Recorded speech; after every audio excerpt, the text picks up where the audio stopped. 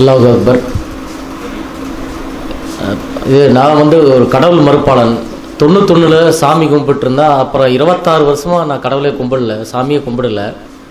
நான் பிறந்தது வந்து தலித் சமுதாயம், அதுலேயும் குறிப்பாக வந்து ஷெட்யூல் அமாங் த ஷெட்யூல், தலித்திலும் கீழான ஒரு அருந்ததியர் சமுதாயத்தை சேர்ந்தவன் நான். அந்த சமுதாயத்தில் பிறந்தவன் நான். அப்படி வந்து சிறு வயதிலிருந்தே நான் நகரத்தில் வளர்ந்துருந்தாலும், கோயம்புத்தூர் சொந்த ஊர், நகரத்தில் வளர்ந்துருந்தாலும் இந்த சாதிய கொடுமைகளையே நான் பள்ளி பருவத்திலையும் கல்லூரியிலையும் படிக்கும்போதும் பணி செய்யும் போதும் அரசு பணியில் இருக்கிறேன் நான். அப்படி நான் தொடர்ந்து அதையெல்லாம் சந்திச்சுட்டு தொடர்ந்து அம்பேத்கர் கொள்கையில் உறுதியாக நின்றுட்டு மார்க்சிய கொள்கையில் பெரியார் கொள்கையில் ஏற்றுக்கொண்டு தொடர்ந்து அந்த இதில் சங்கங்களையும் நான் தான் பொறுப்பாளராக வந்து செயல்படுவேன். தலித் இயக்கங்களையும் ஈடுபட்டு இருந்தேன். அரசொலி நான் இருந்தாலும் நான் பயந்துக்க மாட்டேன். தொடர்ந்து வந்து இந்த என்னுடைய சமுதாய மக்களை விடுதலை செய்யணும், அவங்களை முன்னுக்கு கொண்டு வரணும் அப்படிங்கிறத நான் உறுதியாக நிற்பேன். அதிகாரி வர்க்கங்களையும் எல்லாத்தையும் எதிர்த்து தான் நின்று போராடிட்டு வருவேன். அப்போ இப்படி தொடர்ந்து இந்த மாதிரி நான் ஒரு சிறு வயதிலிருந்தே வந்து நான் ஒரு 20 வருஷமாக அந்த மாதிரி தலித் இயக்கங்களில் இப்போ ஈடுபடுறது, அரசொலி சங்கங்கள் ஈடுபடுறது இப்படியெல்லாம் இருந்தாலும் அது வந்து ஒரு உளவியல, அதாவது கருத்தியலான விடுதலையை ஒரு சமூகத்துக்கு அம்பேத்கருடைய கருத்தும் தந்தை பெரியாருடைய கருத்தும் மார்க்சிய கருத்துக்களும் ஒரு சமூக விடுதலைக்கு ஒத்துவேகம் இருந்தாலும் அது வந்து ஒரு உளவியல் விடுதலை எனக்கு தரவே இல்லை. அப்போ கடைசியில் வந்து அம்பேத்கர் வந்து எத்தனையோ சட்டங்களை இயற்றி இடஒதுக்கீடு பெற்றுக் கொடுத்து இந்த மக்களுக்கு என்ன போகிறனாலும் கடைசியில் வந்து அது வந்து அவரே மனம் வெறுத்து இது வயிற்றை வளர்க்கும் கிளார்க்குகளை தான் உருவாக்குகிறது, இது சமூகத்துக்கு உண்மையான விடுதலை கிடைக்கவில்லை அப்படின்னு சொல்லிட்டு அவர் தான் வந்து 1954 பூனேல பௌத்தத்தை தழுவுறாரு. சமூக விடுதலை அடையணும்னா நீங்கள் வந்து மதம் மாறணும் அப்படிங்கிற இதைத்தான் கடைசியாக அவர் இறக்கறதுக்கு முன்னால் சொல்லிட்டு போகிறாரு. அதே போல் தந்தை பெரியாரும் வந்து நீங்கள் அந்த இழிவு வந்து நீங்கணும்னா இஸ்லாம் தான் இனிய மருந்து அப்படின்னு சொல்லி வந்து நீங்கள் வந்து இதை தலித் மக்கள் வந்து இஸ்லாத்தை தழுவணும் அப்படின்னு சொல்லி அவரும் வந்து சொல்லிட்டு போகிறாரு. அதே மாதிரி அமெரிக்காவில் மால்கம் எக்ஸ் அப்படின்னு சொல்லிட்டு இன வெறிக்கு விடுதலை வந்து இஸ்லாத்தை தான் தேர்ந்தெடுக்கிறோம், நேஷன் ஆஃப் இஸ்லாம்னு சொல்லிட்டு எலிஜா முகமது அது கூட சேர்ந்துட்டு மிகப்பெரிய ஒரு போராளியாக மாறுறாரு. அந்த அமெரிக்காவில் வந்து மார்ட்டின் லூதர் கிங் வந்து கிறிஸ்தவத்தை தழுவிட்டு மக்களை விடுதலை பண்ணணும்னு பண்ணுவார். ஆனால் அவர்கிட்ட இல்லாத ஒரு நேர்மையை வந்து நம்ம மால்கம் எக்ஸ் கிட்ட பார்க்க முடியும். அதில் வந்து அந்த இஸ்லாத்தை ஏற்றுக்கொண்டு அதை வந்து அந்த இஸ்லாத்தின் மேல் வைக்கக்கூடிய நம்பிக்கை வந்து தான் அவருக்கு வந்து அந்த விடுதலையை, அந்த மக்களை விடுதலை பண்ணணுங்கிற இது அவருக்கு அதிகமாக அந்த தைரியமும் நம்பிக்கையும் வந்து அந்த கடவுள் கொடுக்குறாரு. இப்படி வந்து இந்த மாதிரி கருத்துக்களெல்லாம் படித்து வந்தது கடைசி இந்த 3-4 வருஷமாகவே வந்து இஸ்லாமாம் பௌத்தமான ஒரு குழப்பமே இருந்துட்டு இருந்த சூழலில் தான் வந்து நண்பர் ஜலாலுதீனோட நட்பு கிடைச்சது. நான் இப்போ ராயப்பேட்டையில் வாடகைக்கு வீட்டில் இருந்தேன். அப்போ ஜலாலுதீனுடைய நட்பு கிடச்சி நிறைய மீட்டிங் வந்து கூப்பிட்டுறார். செங்கிஸ்கான் மூலிமா அந்த பெரியார் தாசன் வந்து அப்துல்லாவா மாறின அவருடைய மீட்டிங்லாம் அட்டன் பண்ணி அந்த கேஸ்ட் வெளியீட்டுலாம் அதை டிஎம் மணியோடைய பேச்சு இதெல்லாம் பார்த்துட்டே இருந்தேன். அப்பவும் வந்து எனக்கு வந்து படிச்சுட்டு இருந்தாலே மதம் மாறணும், இதை தொடச்சி வெளியே போகணும் அப்படிங்கிறத உறுதி இருந்தாலும் நான் அது இஸ்லாமா பௌத்தமாங்கிற குழப்பம் தொடர்ந்து இருந்துகிட்டே தான் இருந்துச்சு. அப்புறம் தொடர்ந்து ஒரு 1 இயராக அம்பேத்கர் மணிமண்டபத்துக்கு போயிட்டே இருந்தேன் நான் அந்த பௌத்தம் சம்பந்தமான விஷயங்களுக்கு.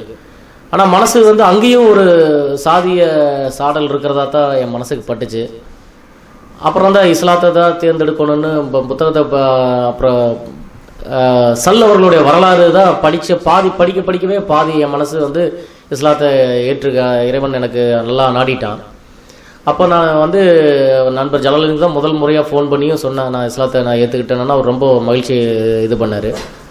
இங்கே வந்து இஸ்லாம் வந்த பின்னால் தான் தெரிஞ்சது, இங்கே வந்து சாதியம் வந்து வெடி வைத்து தகர்க்கப்பட்டு விட்டது. இஸ்லாமை வந்து ஏற்றுக்கிட்டோம்னா அங்கே மொழியோ இனமோ வட்டாரங்களோ அங்கே சிதைஞ்சு போயிடுது. பெரும்பாலும் வந்து அதில் வந்து மார்க்சிய கருத்துக்களில் தான் இருக்குது. இது வந்து மார்க்சிய கருத்துக்கள் தான் வந்து போராடு இலைகளுக்கு உதவு அப்படிங்கிறது தான் மார்க்சியத்தின் அடிப்படை தத்துவம். அதை வந்து நேர்மையாக உண்மையாக உளவியலாக அதாவது உள்ளார்ந்து செய்யக்கூடிய ஒரு வேலையை இஸ்லாம் பண்ணுது. அப்புறம் பல விஷயங்கள் வந்து பெண்களுக்கு எதிராக இருந்தது நான் தப்பாக நினச்சிருந்தேன். கடைசியில் பார்த்தா பெண்களை வந்து ரொம்ப ஆதரிக்கக்கூடிய, பெண்களை மதிக்கக்கூடிய ஒரு சமுதாயமாக அது மார்க்கமாக இஸ்லாம் இருக்குது. அது இன்னுமே சொல்லப்போனால் இஸ்லாத்தை ஏற்ற பின்னால் இன்னுமே வந்து நம்ம மக்களை விடுதலை பண்ணுறதுக்கு இந்த வந்து சரியான வழி. இது உடனே 1 மாதத்துலேயோ 2 மாதத்துலேயோ ஒரு புக்கு படித்தோ நாங்கள் எடுக்கலைங்க. எங்கள் நண்பர்களெல்லாம் நிறையா பேர் கோவையில் நிறைய இப்போ மாறிட்டு வர்றாங்க. எல்லாருமே வந்து அடிப்படையில் நாங்கள் நிறைய புத்தகங்கள் படித்து ஆய்வு பண்ணி பல விஷயங்கள் வந்து இப்போ 90-95 இஸ்லாமியில் இருந்த நிலப்பாடு, இன்றைக்கி 2015-16 அவர்களோட செயல்பாடு.